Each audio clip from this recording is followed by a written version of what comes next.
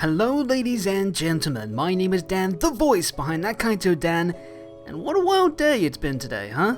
Aside from everything going on in our world, today's the day that we finally returned to the world of Remnant for the much anticipated 8th volume of RWBY.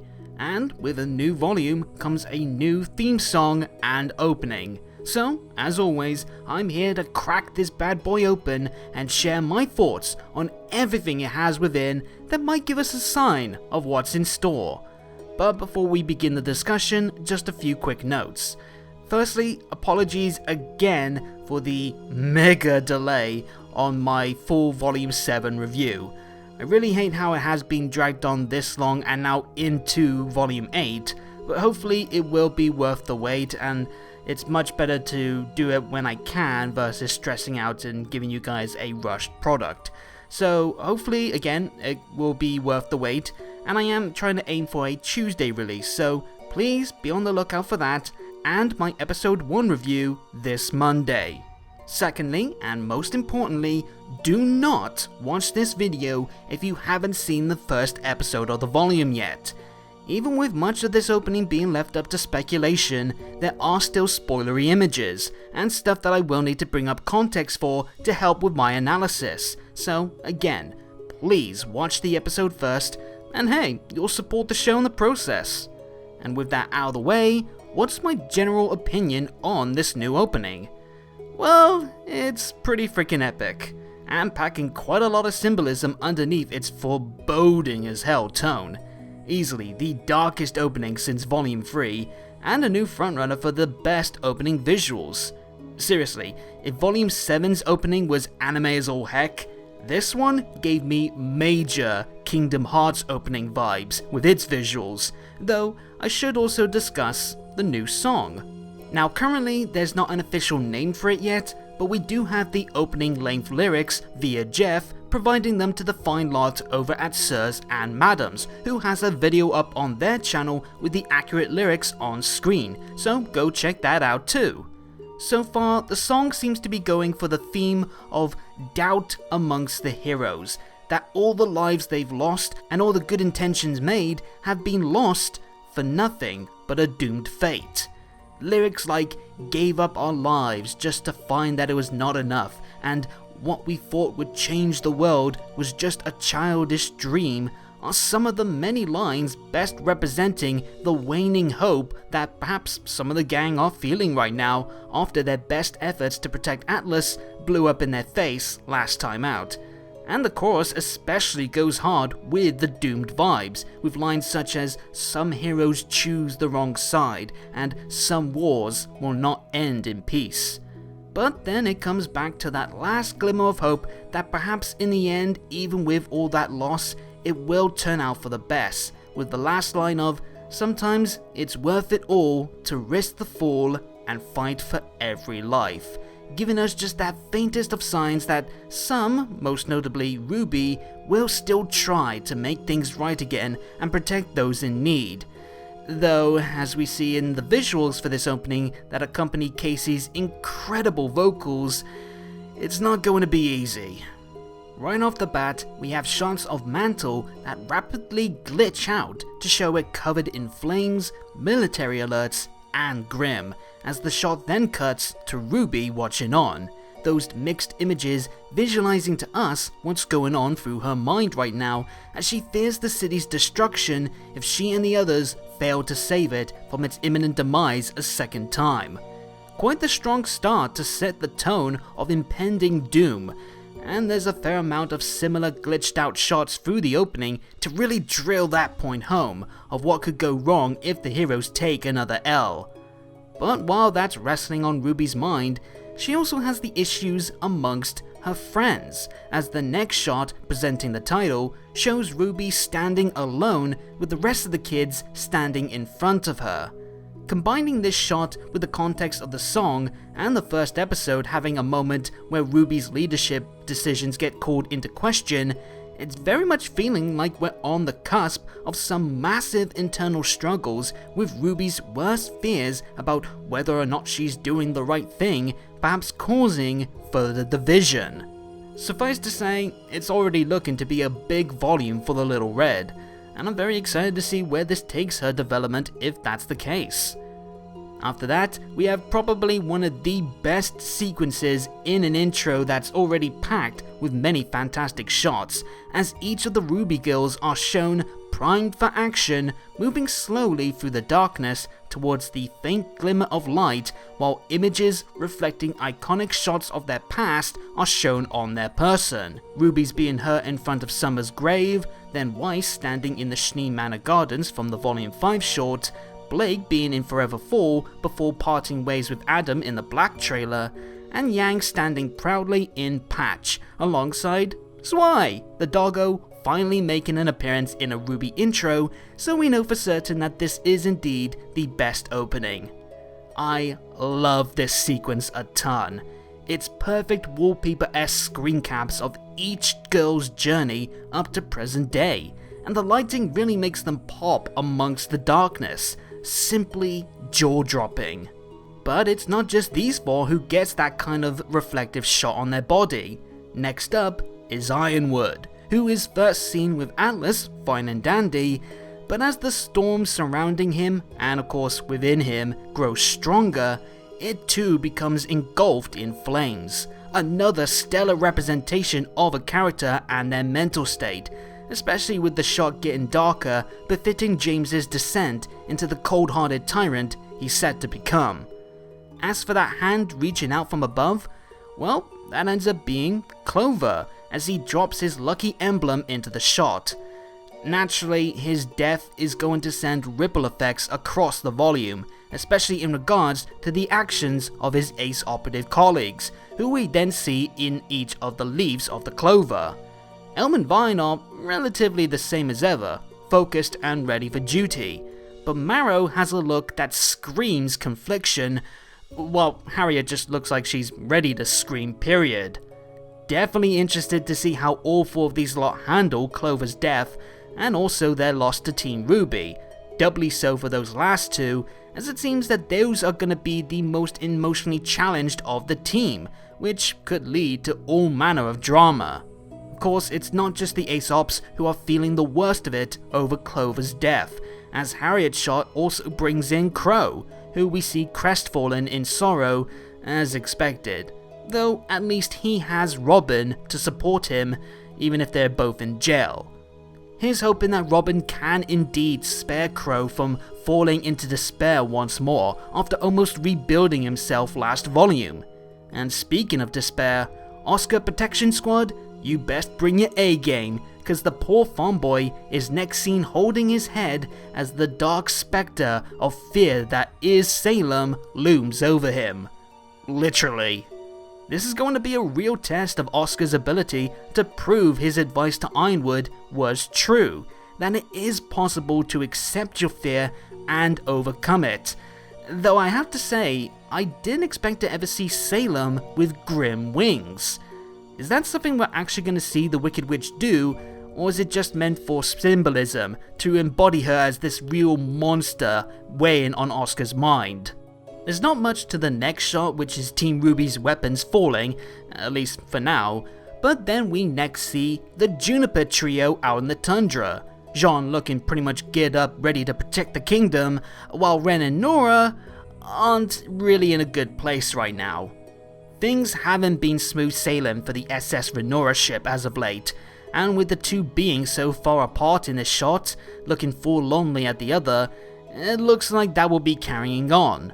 Though we also see Nora with a look of concern or fear as a pink lightning bolt just happens to flash over her eyes. Is this the whole Nora becoming a maiden fairy coming back from the dead, or is it just indeed her semblance coming into effect as she fears what could happen to Ren? I'm calling it early here. Yeah, I think it's just symbolism, but I am still worried for the safety of both these two regardless. Same for Winter, who pops up next, walking past Weiss, and shifted into her new look for the volume. She's got a pauldron bracer across her shoulder, which, given how she looked in the first episode, could be due to her injuries.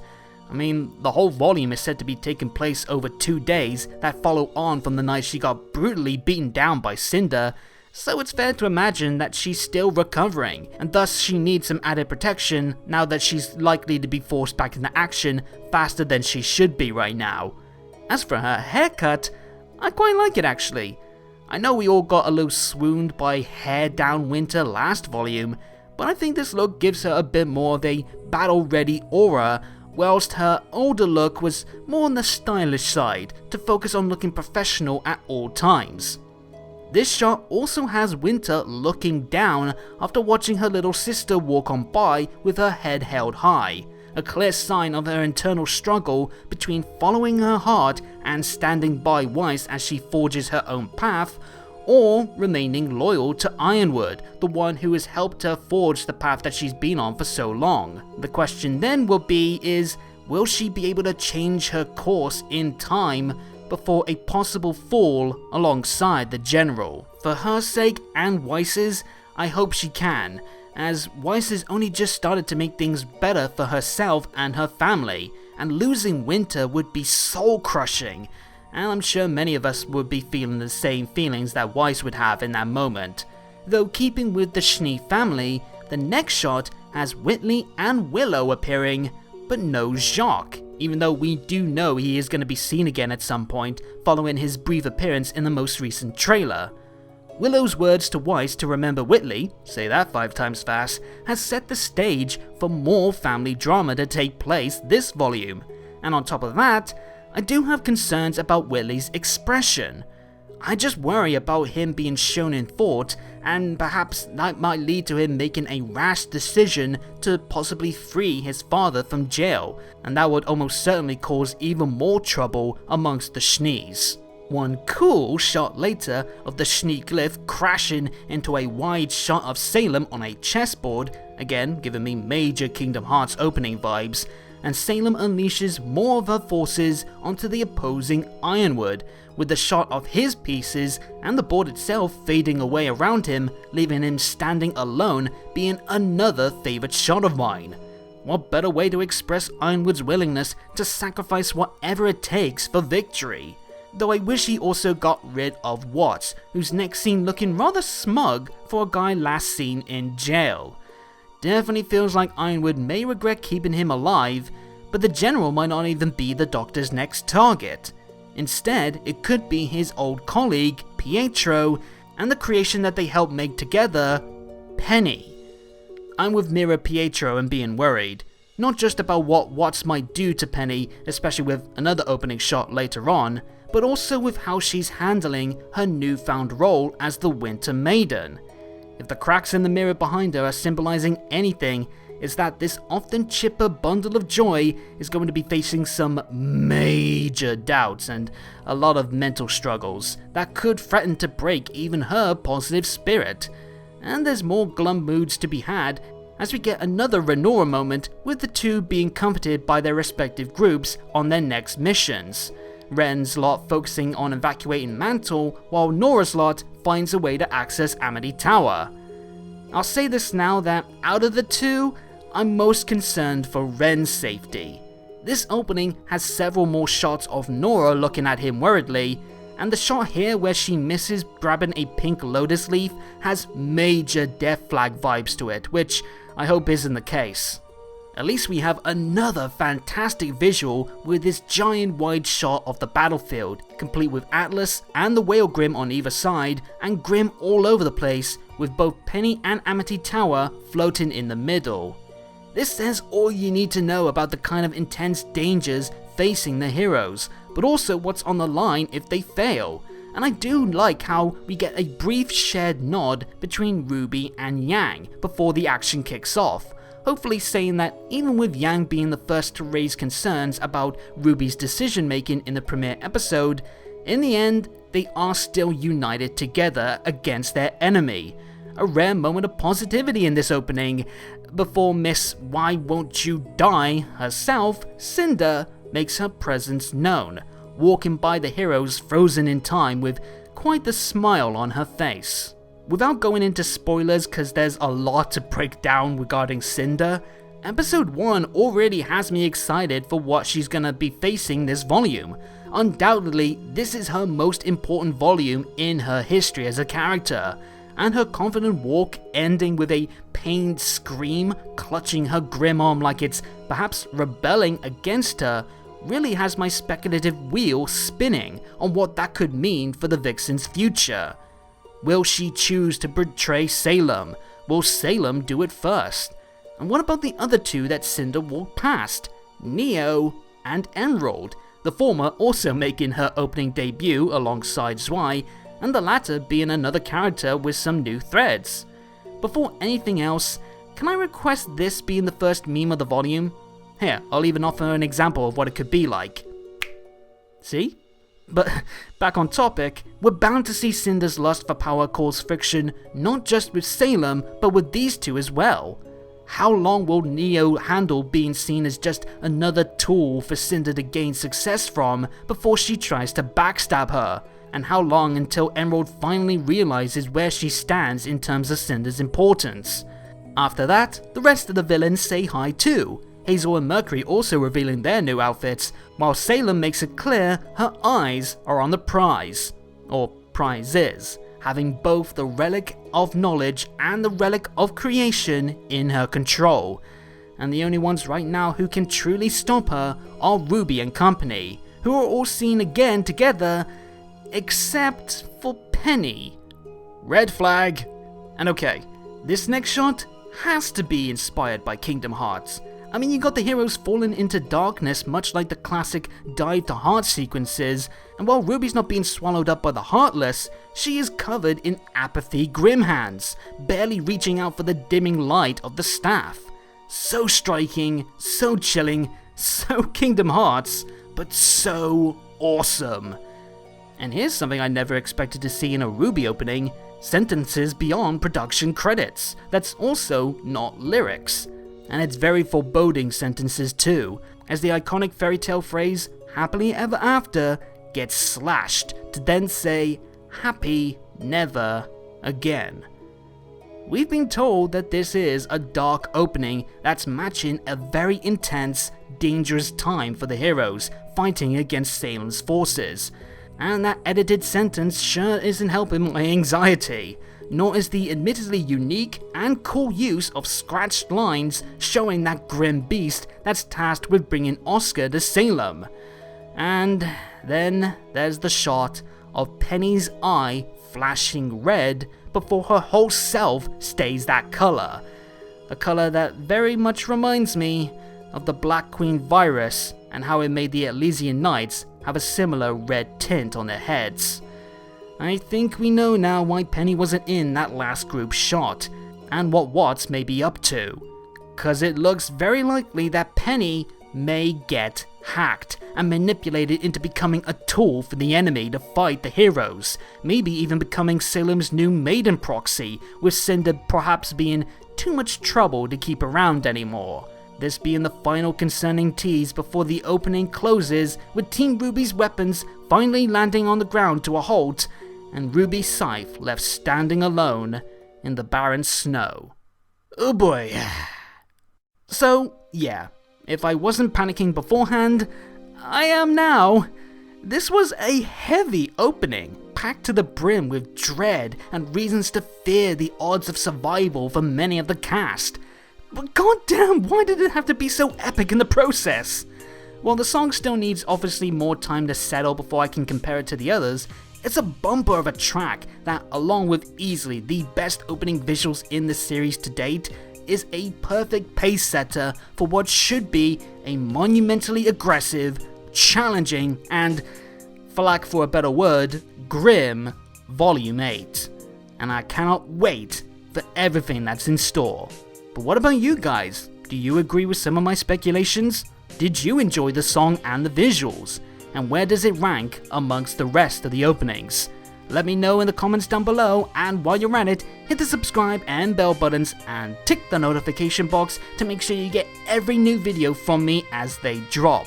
And follow me on Twitter at ThatKaitoDan for more on anything to do with RWBY, updates on the channel, and more. RWBY Volume 8 has begun, and so has the content for it. Until then, have a good day or good night, and peace out.